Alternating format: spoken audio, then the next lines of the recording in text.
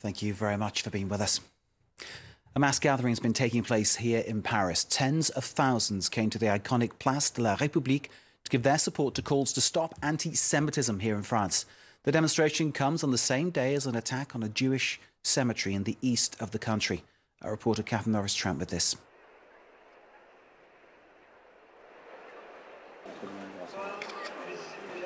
Saying there is no place for hate in France. Thousands of people had packed out this Place de la République here in the east of Paris, marking a protest against the rise of anti-Semitism in France. And other marches took place in 50 towns and cities across the country.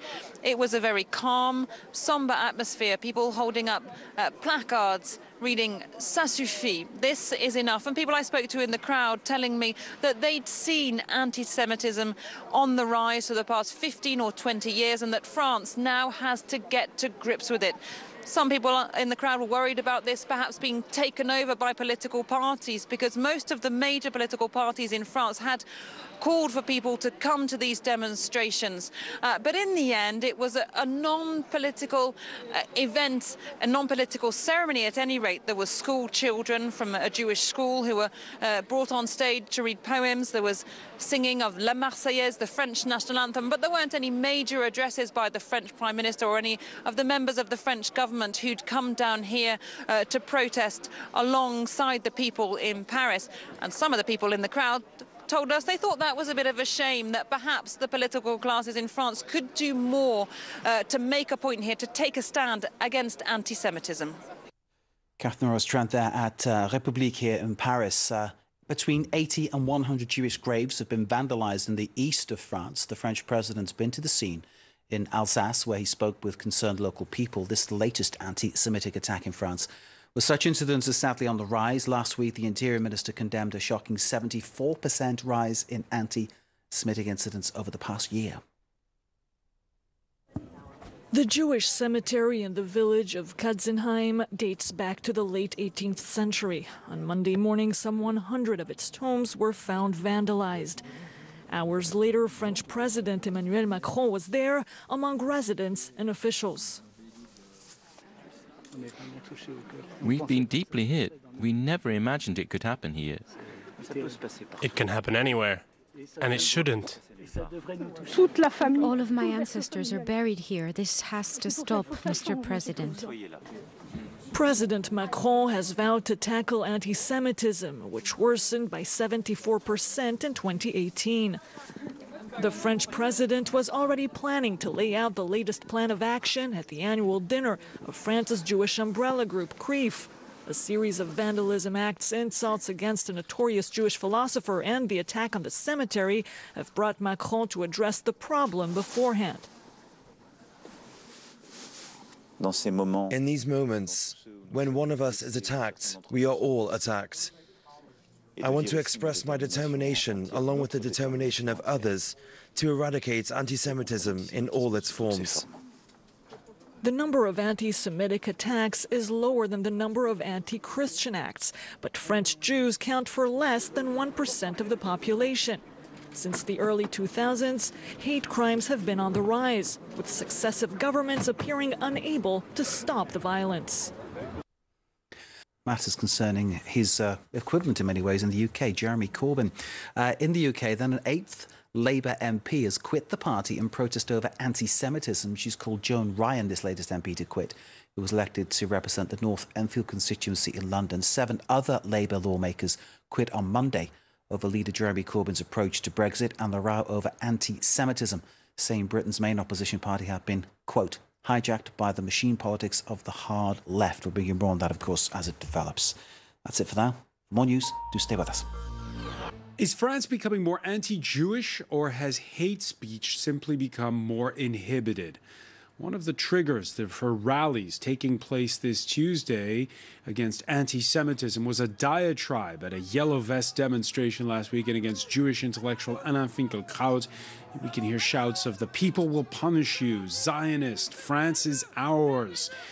Yellow Vest protesters blame fringe elements But among those that feel threatened by globalization, old conspiracy theories about the statesless Jew who manipulates the world order have made a surprising and alarming comeback. Not just on the far right, and not just in France, where anti-Semitic incidents jumped 74% last year. Inside the UK's Labour Party, where 7 MPs have just quit, it's the far left leadership that stands accused of turning solidarity with the Palestinian cause into a full-on culture of anti-Semitism. There are also more attacks, by the way, against mosques and churches. Is it social media that's enabling hate speech and a fostering of a culture of violence? More broadly, is that violence born from, well, a changing world order that's weakened institutions like trade unions and local government, institutions that used to channel grievances and perhaps tone down extremes? Today, where can we find that public space where all sides can feel heard and where the common good can prevail? Today in the France 24 debate, we're talking about the resurgence of anti-Semitism. With us, attorney Ruben Sfaj. Thank you for joining us. Thank you. I want to welcome back as well Juan Branco, also attorney, representing one of those yellow vest protesters. Thank you for being with us. Thank you. From London, Ben Gidley, who lectures in psychosocial studies at Birkbeck College, University of London, the co-author of Anti-Semitism and Islamophobia in Europe, A Shared Story. Welcome to the show. Thank you. Good evening. The France 24 debate on Facebook and on Twitter, hashtag F24debate. Yeah, ahead of the rallies taking place this Tuesday in France, the president making the trip to the Alsatian village of Katzenheim. That's near the German border, where at least 80 graves at a Jewish cemetery were daubed with swastikas overnight. One of them bears the words Black Alsatian Wolves, a 1970s separatist group with links to neo-Nazis. Ruben Sfaj, your thoughts on this?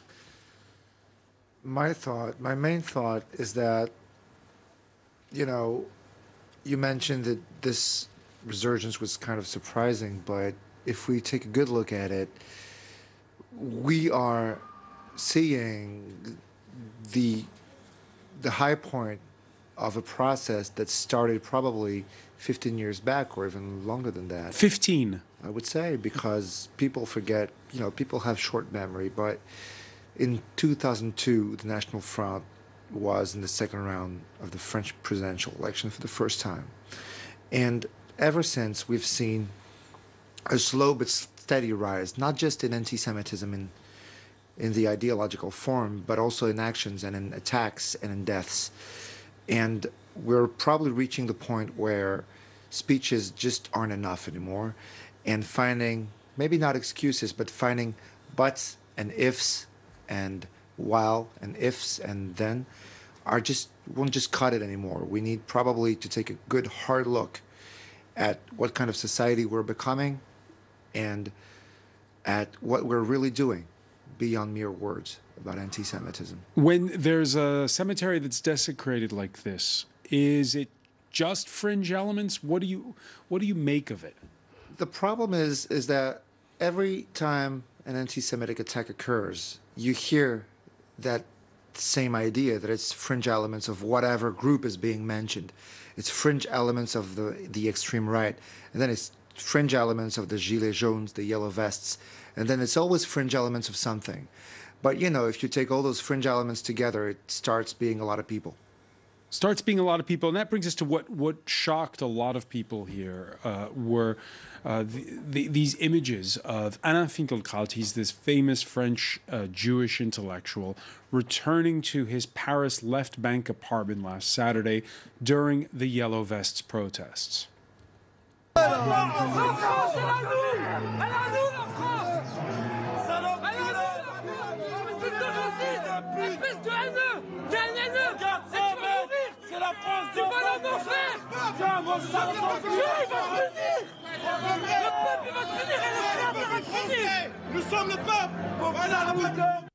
Juan Branco, what was your reaction to that? I'm very disturbed by these images because, of course, anti-Semitism is for me a huge problem. And when I see the images of the of the terms that are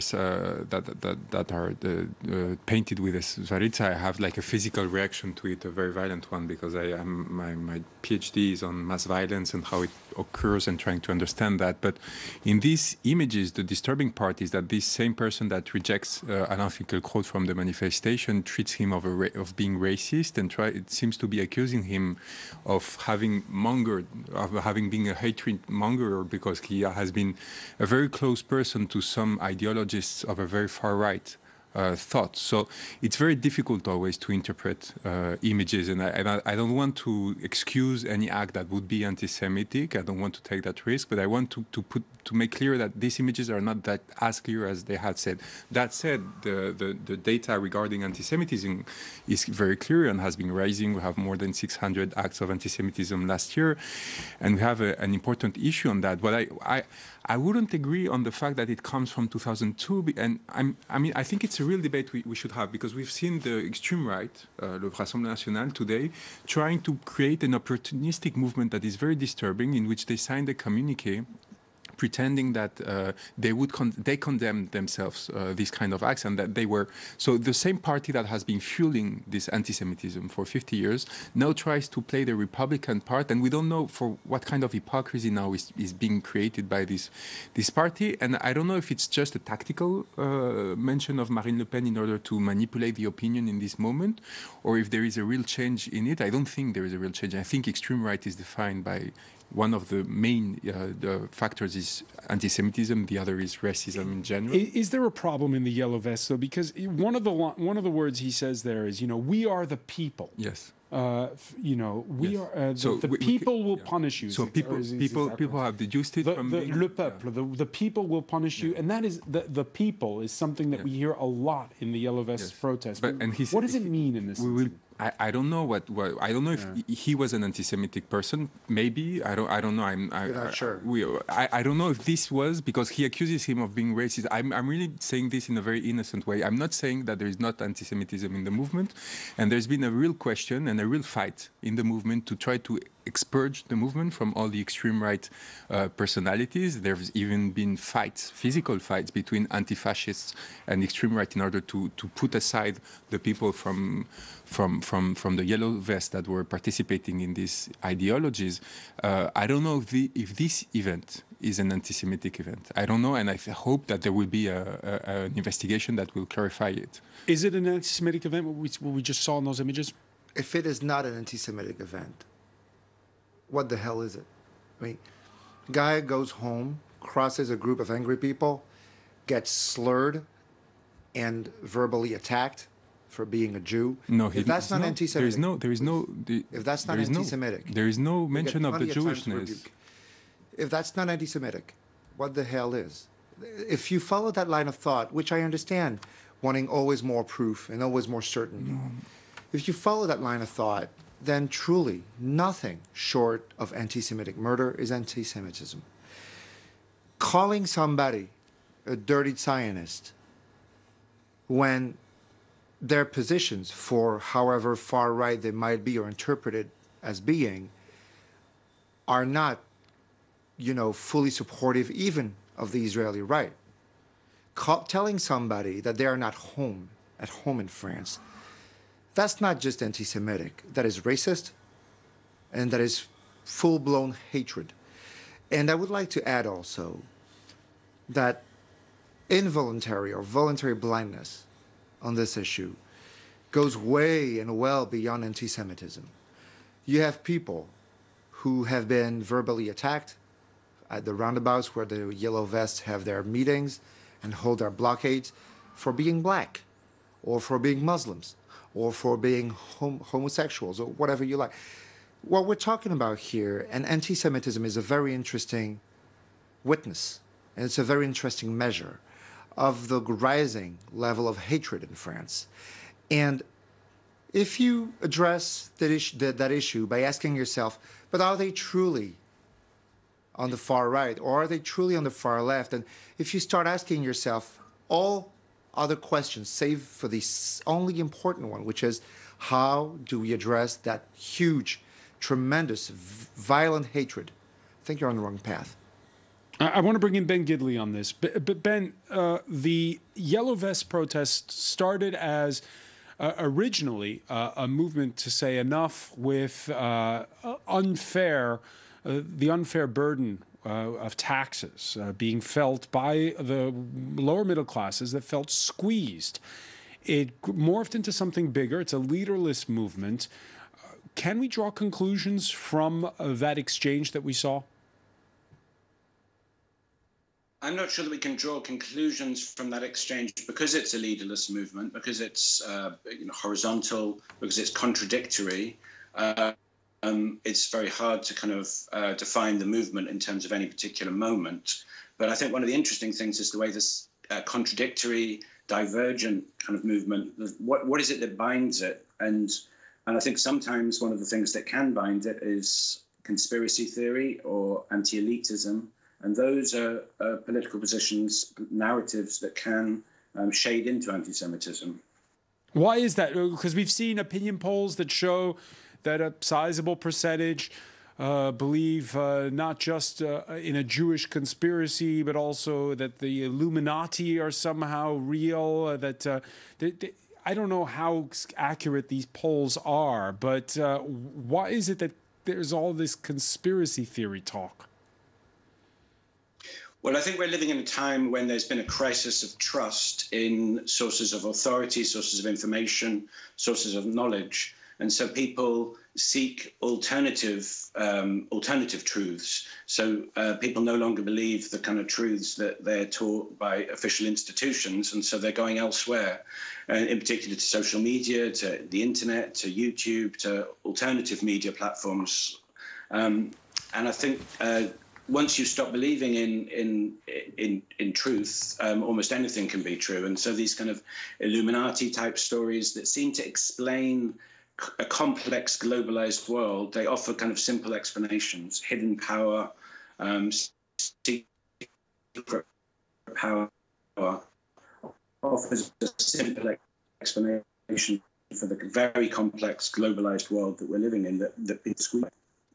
Juan Branco, there is an element about the Yellow Vest, which is about identity, this feeling that people in France feel like they're becoming disenfranchised. I don't agree at all. I mean, the identity debates that were parasiting the French media and the French political debate for months have been completely, have gone away for these months since the Gilets jaunes. We were obsessed with migration, we were obsessed with Islam, we were obsessed with these questions that disappeared in the moment of in the which the real question, which is a social question, raised again. I really want to say something because we're talking about truth in media. Alain Finkielkraut himself said that he wasn't treated as a Jew in this event, that he wasn't treated as a sale juif, as it was said. So I really think we have to be very rigorous on the facts on these issues. But they did say to him, go yes. back to Tel Aviv. He's not from Tel Aviv. He's French. I haven't heard that. Maybe if you tell me so, okay. I didn't know about that until now. What I saw of the video was not that. But if you tell me so, I agree. I'm not trying to defend someone that is not defendable. In the general way, in the Gilets jaunes, there is a question which is all these movements, which are from Soral, from the extreme right, very completist, have been trying to stick around and enter into the movement in trying to get again a voice in this public sphere after we have managed to put them aside. And so they've tried to use this opening in the public debate to enter in it. There's been huge struggles in trying to put them aside again.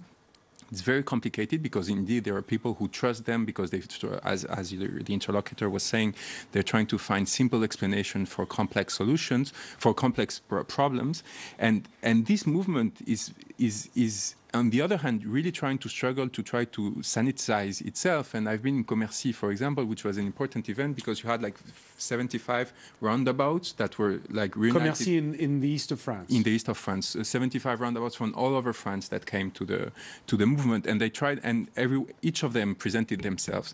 And it was at some point during the presentations, one of them said, I feel really better when I hear you because we knew what we were doing. We knew that we were anti-racist. We knew we were anti-homophobia. We knew we were anti-sexist. But we had ended up thinking that this movement was about other things. And and seeing that you agree with us, that you are indeed very engaged into these struggles against these phenomenon is a relief.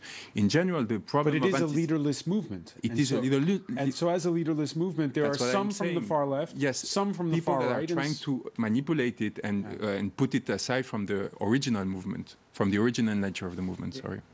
You know, what you're saying is not honestly. It's not something that's easy to disagree with. The problem with it is that I think the Yellow Vest movement started out, yes, as a fiscal protest, and as such, it wasn't the first in French history, and you know, it gained a lot of traction as first a fiscal protest, and then probably something a bit larger, a bit wider about issues about how do you make a living in France, and basically I think it went beyond that, and that's where it gained the most traction, where with or without mentioning it clearly, it was about what exactly is the place of the common man, of the common Frenchman in today, in tomorrow's world. And that's when the movement, I think, gained the most traction and had the most empathy from French people, and even, beyond France.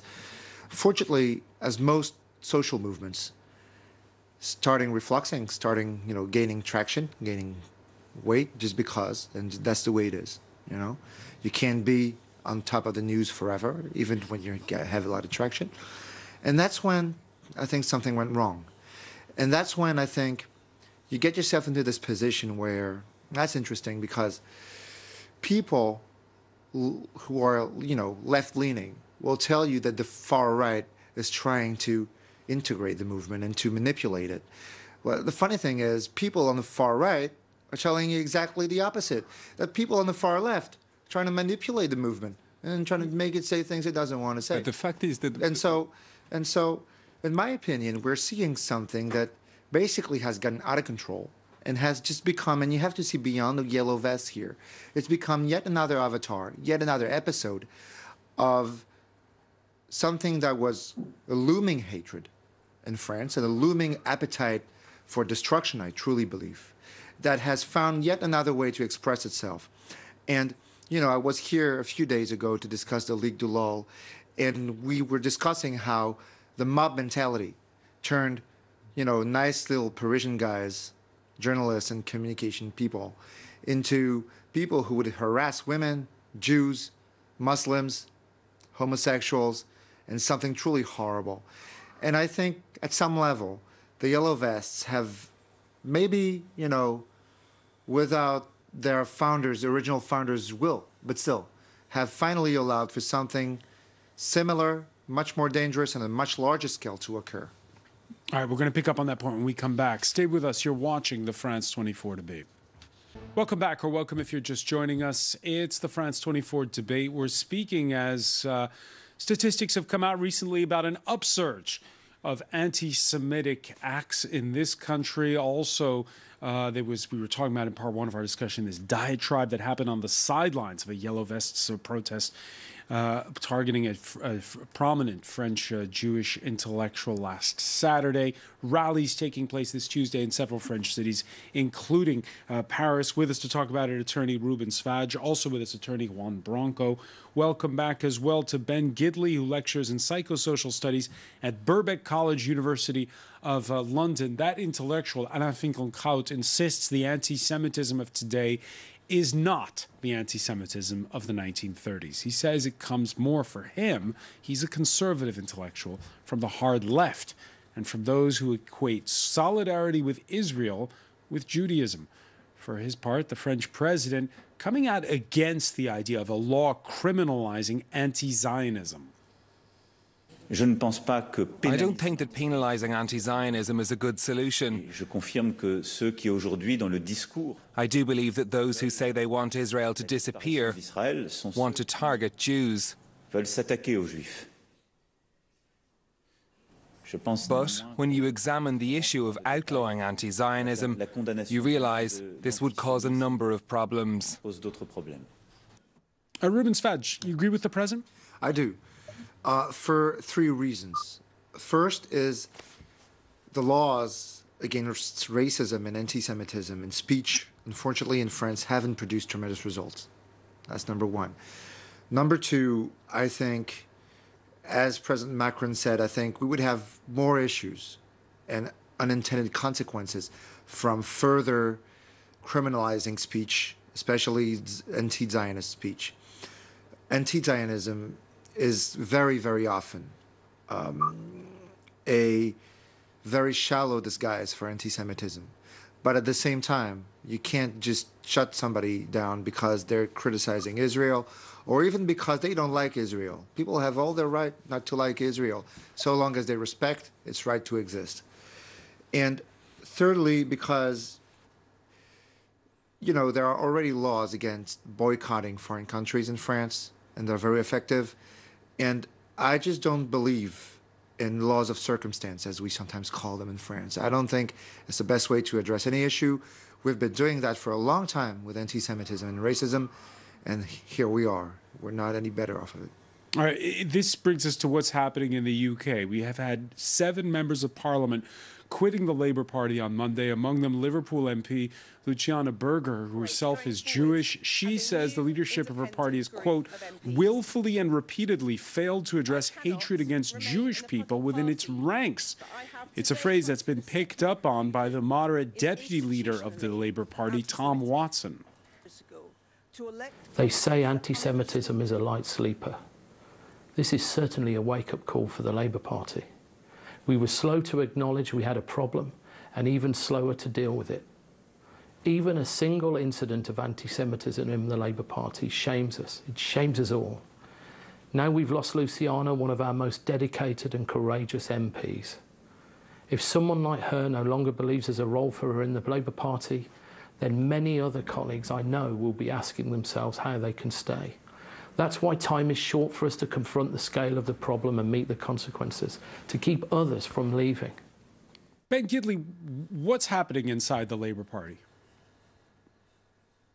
Well, it's a very complicated situation, and a lot of the commentary on it tries to simplify it a little too much. I think there is no doubt that there's a widespread problem of anti-Semitism bubbling around the fringes of the Labour Party. It's absolutely not the majority of the membership or the majority of the support, and it's definitely not kind of a unique case in British society. The anti-Semitism of the Labour Party is anti-Semitism which circulates in British society at large. But I think there's also the case there are some forms of anti-Semitism which have taken particular root within the left of the Labour Party.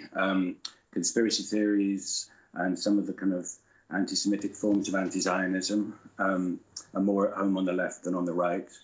And I think that the leadership of the party, it's made many efforts to address the problem, but it's also made a number of kind of missteps, miscommunications that have left Jewish members of the party feeling very uncomfortable within the party.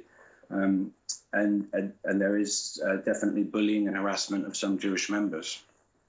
Juan Branco, your reaction to the row that's broken out publicly inside the UK Labour Party? I'm really sorry not to have a knowledge of the situation to comment on it. I mean, on the principle, of course, it is shocking to see that. But I want just to come back on I'm very saddened and in a sense confused that we confuse this rise of anti-Semitism in France in general with the Yellow Vest movement, which has started only like mid-November, and the data regarding rise of anti-Semitism is on 2018 as a whole, so it cannot be attributed to the Yellow Vest. Maybe the presence of anti-Semitic acts in the Yellow Vest is a symptom of a wider problem inside the society, and I think it is that. I don't know if there is a specific problem in the Yellow Vest. I'm not sure about it, and I'm just have an anecdote that has the value it has. But this same Saturday that this happened with Alain Finkielkraut, at some point we demonstrated with Maxime Nicole, one of the spokespersons of the Yellow Vest, who has very clearly, as all the main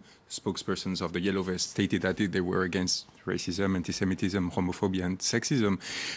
At some point, a person who had a kippah and came to us in order to film itself to show that Jewish were safe inside the Yellow Vest movement and could demonstrate with others. So is it fantastic? I'm not saying there is a value. I'm not saying it gives more. Yeah, it's as anecdotic as the other. In that sense, we're discussing about we cannot treat a movement starting on, and this is a mediatic problem. But your anecdotes about a spokesperson, is it time then in that case to structure perhaps more that is the difficulty because people making racist or anti-Semitic remarks at the local cafe, that's always existed. And there are two reactions to that. The first one is to be very clear on the fact that there is no solidarity with this kind of actions or words, and this has been done. And the second one is to censor any kind of expression of these words and actions in the groups that they manage, because as you know, the movement... But what I'm asking you is it time to structure more? But I'm just answering you that the way the movement is handled is through Facebook groups in which people are post things, and the role of the spokespersons is to manage those groups and manage what it gets posted on that. And there is a very, very strong caution on the fact of not letting pass any kind of anti-Semitic content, any kind of racist content, any kind of conspirationist content. And this effort has been done since day one, not since Saturday, because there's been a higher social pressure in order to be careful about these issues. Since the beginning, these people have been very clear on the fact that all the identitarian questions were masks in order not to speak about the question that was important, which was the social question, and that minorities should not be targeted in any ways as an excuse. All right, let's talk about social media, because you kind of had the impression after the Finkelkraut incident this weekend that there was a battle of hashtags, because there was anti-Semitism, but there was also anti-Zionism. And the two were in competition. You speak on Twitter. On Twitter. The movement is almost unpresent on Twitter. If you see about the leader, the spokespersons, they have very few followers on Twitter. What happens basically on Facebook. Maybe there is a reaction from the extreme right and the extreme left. I am not being partisan on the issue on Twitter, but from the movement itself, the roots of the movement, it has not been the case. Listening to Ben Gidley and hearing what Rumen Sfaj said, do you agree with him that there is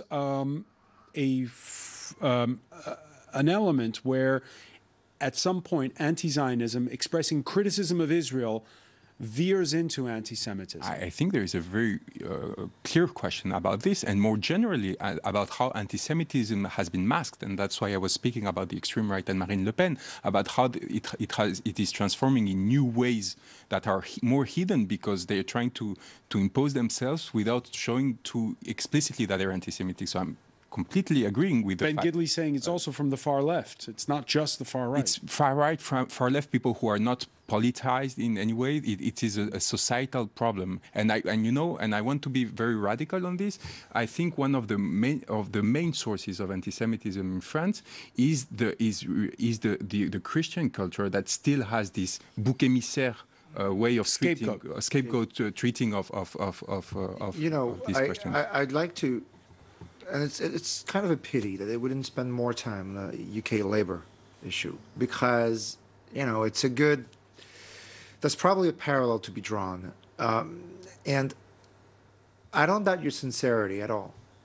At the same time, I think part of what caused, and Ben will probably, correct me if I'm wrong, but I think part of what caused the situation with the UK Labour Party is a voluntary or involuntary, which is worse, double speech, where you condemn anti-Semitism, you denounce, and you swear by all your gods that, calm the ugly beast, you will be first. You would be first online to fight it. And then, each time something happens, you find good reason to say, yeah, but that's not the case right now. Oh, Finkelkraut, dirty Zionist, that's not dirty Jew. And then something else, and it's never, your promise is, in fact, never kept. Your promise is, in fact, never applied. And I think part of what causes a lot of disarray, not just for Jews, and not just for minorities, but for everybody in France who believes that we're in a democracy, and as Albert Camus said, a democracy is not the law of the majority, it's the protection offered to any minority. And I think what causes a lot of disarray to people who are attached to the idea of democracy and the idea of diversity is not just the rising of anti-Semitism, of racism. It's this constant paradox between more and more promises of being alert and vigilant on the issue, and of every time you need to act on this promise, finding some good reason not to. Ben Gidley, let me ask you, because here in this country, we have seen labor parties get weaker. We've seen political institutions get weaker. I know over in the UK right now, we've just talked about the Labour Party being divided. The Conservative Party is divided. The media is always being bashed as not credible, as you were saying. Do we live in an era where there's kind of a new kind of political vacuum and where it's easier for hate speech to come in? Yes, I think that is the case. Yeah, we're living in a time of new politics where leaderless movements, contradictory political formations flourish, and some of the old certainties are not the case. I think looking at the Labour Party specifically, I think that point is partially correct, that that I wouldn't say there's a double think in the sense of an insincerity about the opposition to anti-Semitism. I think the problem is with anti-Semitism an inability to recognize the new forms that anti-Semitism takes. It's easy to recognize anti-Semitism when it comes in the form of the far right, when it's wearing a Nazi uniform. It's harder to recognize it when it takes these newer, more ambiguous forms, when it takes an anti-Zionist form, for example, or when it takes a conspiratorial form. And so it's very hard for the left, I think for the political culture of the left, for example, to see victims of racism who might be relatively privileged in society, like Alan Finkielkraut, who is not one of the most marginalized people in society, but nonetheless is the victim of racism. That's a difficult contradiction for the culture of the left to understand. Why is there this new form? Why is there this new form? Well, I think that the old, there are old Christian forms of anti-Semitism. They are still around, but they're losing their power in a more secular world. There are the old pseudoscientific biological forms of anti-Semitism. They're still around on the far right, but on the whole, they were thoroughly discredited by the Holocaust.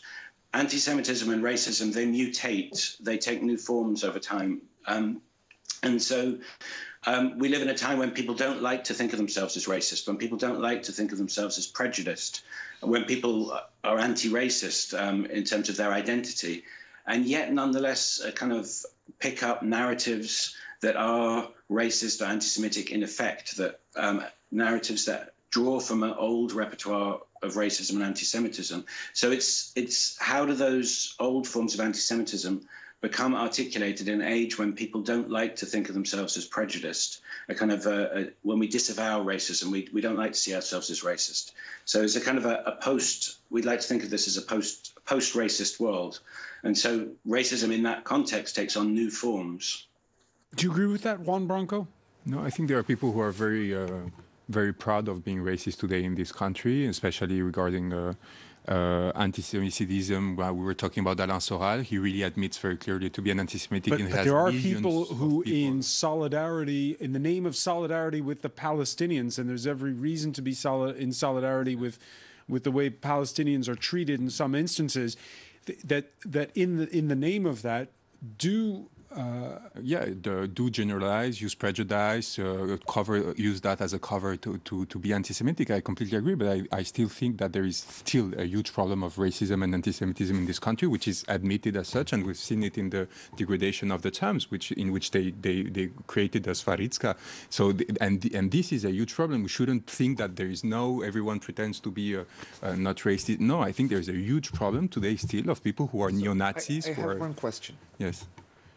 On the one hand, you agree that anti-Semitism takes new forms and is able to hide between the guise of anti-Zionism. Mm-hmm. On the other hand, a guy calls a Jew a dirty Zionist and tells him to go back to Tel Aviv because France doesn't belong to him. Mm. But to you, that's not anti-Semitism. No, it's maybe anti-Semitic. As I tell you, I didn't know about as I told you, I didn't know about the Tel Aviv mention of it. So without the Tel Aviv mention, you think? No, without the Tel Aviv mention, I saw someone treating Alain Finkielkraut of being racist because he's very close to very racist ideologies. He has invited someone who's called Renaud Camus, who has the theorization of the Great Replacement, which theorizes the fact that immigrants, in his show in France Culture, which theorizes the fact that immigrants are here to replace French people of souche. I don't know how to translate that, but I mean, he's been speaking with his vocabulary, indigenous French. But do you think then that? Do you think then I that just somebody, said that and to make it clear, I don't side with Alain Finkielkraut on most of his positions. Okay. Which can be racist. We agree on that, no? I mean, I'm not Absolutely. But I'm not justifying at all the fact that there is violence against this person. Would you say yes that somebody who makes comments that are on the verge of racism deserves to be treated like this? No, and that's what I want to say. Whatever we consider, whether it is anti-Semitism, which it seems to be if there was this Tel Aviv mention, or other, the scene was violent in any way, and there is clearly a problem of violence in this country, and the problem of violence is always the expression of weakness of politics and of the communication between. There's a re-legitimization of violence? A what? A re-legitimization of violence? Yes, the rhetoric is violent. It's violent in general, and even insurrectional. It's violent even from Donald Trump. It's violent from the leaders of and even from the country parties. Against the government, because there is a very strong incapacity of the leaders, and that's why I heard, I don't know if it was you or the person who was intervening through Skype saying that anti-elitism can bring to anti-Semitism. I think it's a very, very dangerous statement. First, because it associates a community with the Jewish community with elites, which is it's an anti-Semitic statement. But more generally, anti-elitism today can be justified. Do you know how a lobster is cooked? Well, a lobster is cooked. It's called slow boiling. Do you know how that works? Put it in water, turn the notch up 1 degree every minute. In about 40, 50 minutes, an hour, your lobster is done, you can eat it. Never knew what happened to him. And if you think in this case, the lobster is the Jews, you got it all wrong. It's France and it's Europe. One final point on this. In May of 1990, at a time when the far-right National Front was still new as a political force, some 200,000 people rallied in Paris after the desecration of a Jewish cemetery in the southern town of Carpentras. Marchers included a surprise cameo by the then president, François Mitterrand.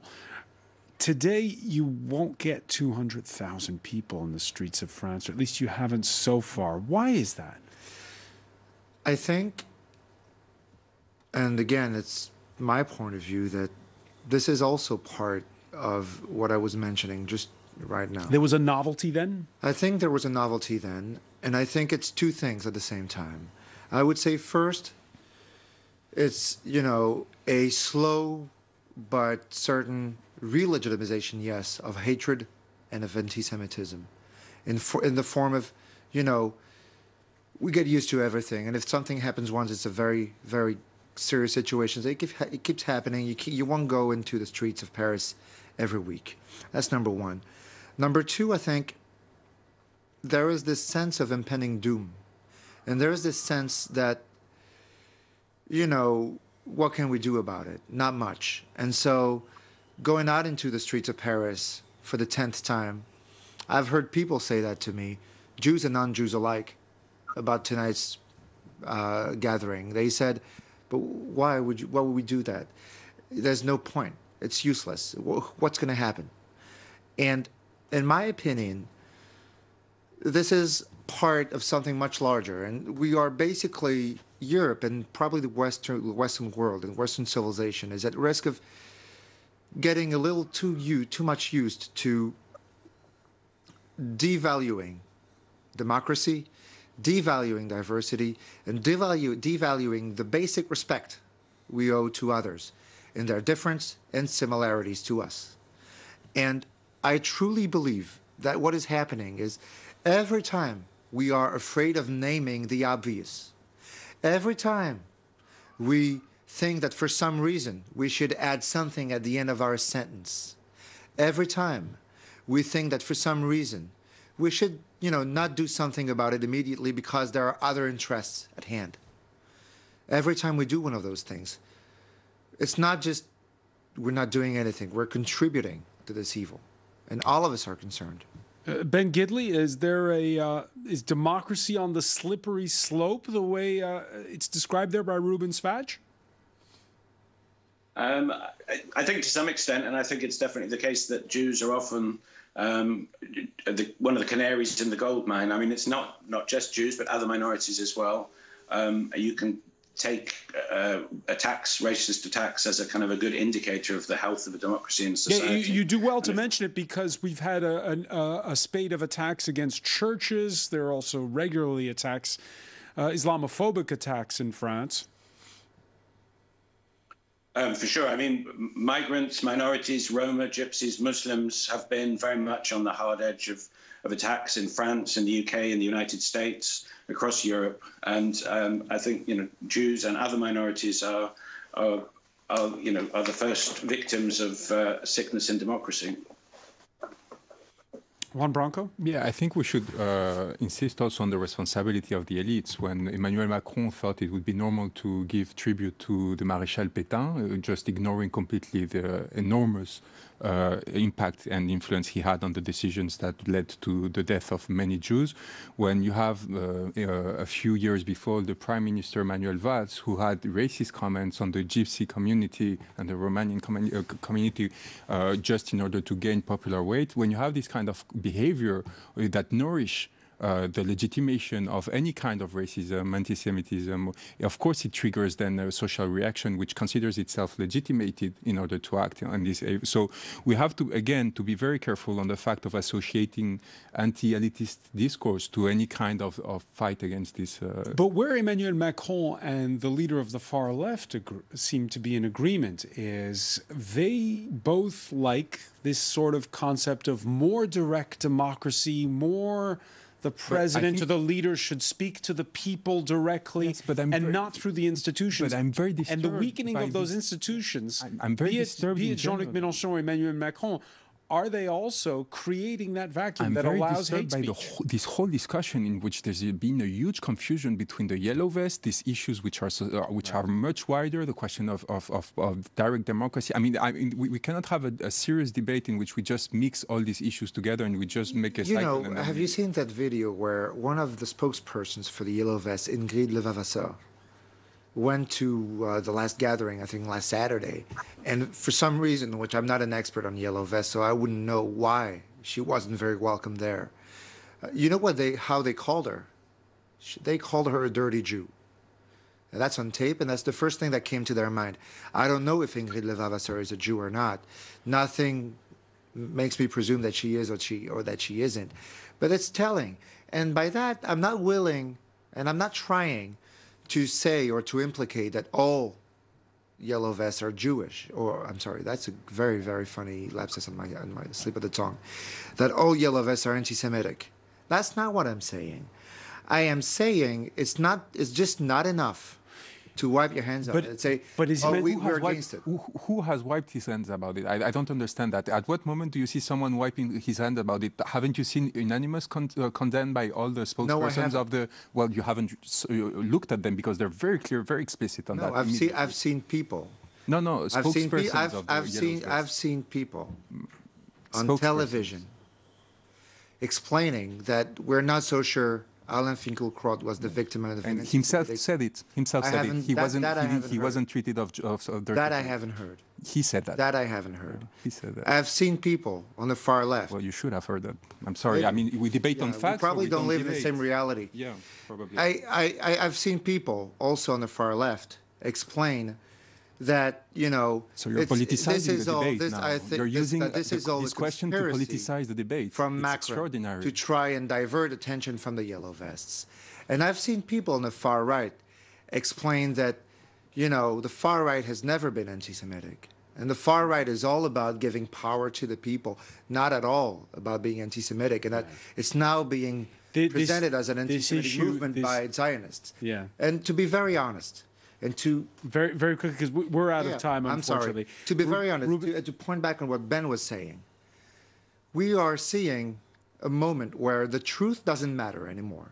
Yeah, visibly. Yeah, visibly. In your and Alain Finkielkraut... Disagreement on this. We're going to have to leave it there, unfortunately. Ruben Sfaj, I want to thank you. I want to thank you so much. Juan Branco, I want to thank as well. Ben Gidley for joining us from London. Thank you for joining us here in the France 24 debate.